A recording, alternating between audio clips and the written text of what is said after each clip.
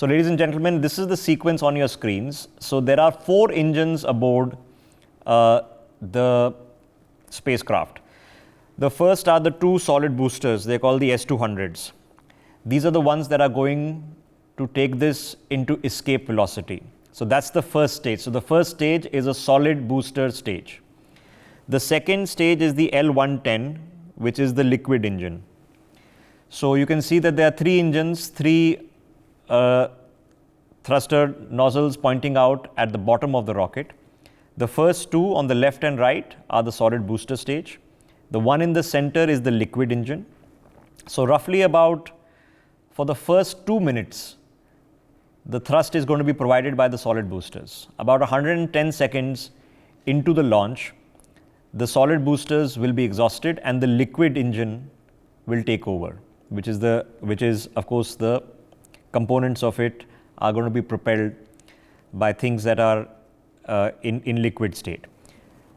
A few seconds after that, which is about 10 to 15 seconds after that, the solid boosters separate and fall away and they fall back towards the Earth.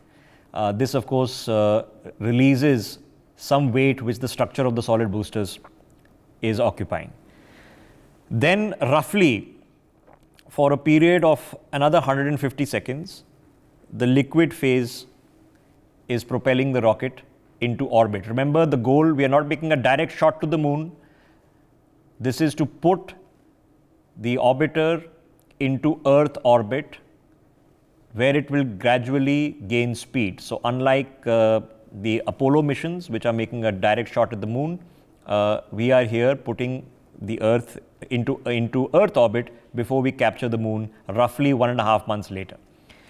Now the L1110, which is the liquid burning phase, as I mentioned, is going to go on for roughly about 150 seconds post the solid booster separation.